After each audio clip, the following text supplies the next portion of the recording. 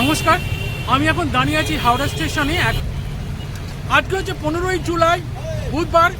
আজকে আমি এসেছি এই হাওড়া স্টেশনে। আমি শুধু না, আমার সঙ্গে আরও মানুষজন আছেন। আমি একটা দলের সঙ্গে আজকে কোরাপুট বেড়াতে যাচ্ছি।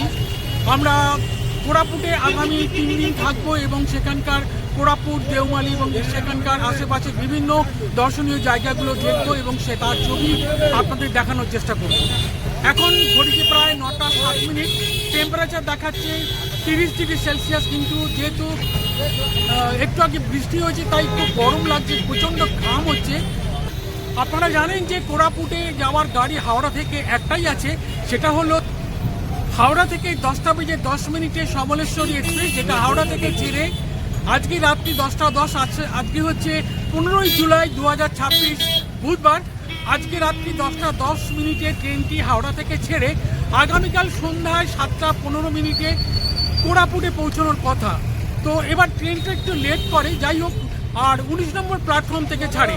এই ট্রেনটি প্রায় 1000 কিলোমিটারের ওপরে বেশি ট্রাভেল করবে এবং 36টা স্টেশনে হল্ট দেবে। এই ট্রেনটি কোরাপুটে যাওয়ার একমাত্র ট্রেন, যেটা হাওড়া সমলেশ্বরী এক্সপ্রেস। হাওড়া স্টেশন থেকে আজকে রাত্রি 10টা 10 মিনিটে ট্রেনটি হাওড়া থেকে ছেড়ে আগামীকাল সন্ধ্যায় 7টা 15 মিনিটে কোরাপুটে পৌঁছয়। এই ট্রেনটি জগদলপুর অবধি যায়।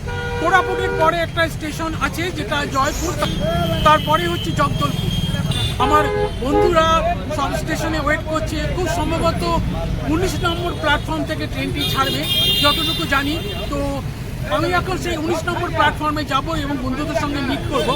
আপনারা দেখছেন আমার পিছনে হাওড়া স্টেশন, আর টাইমটা দেখাচ্ছে আপনাদের। টাইমটা দেখতে পাচ্ছেন নিশ্চয়ই।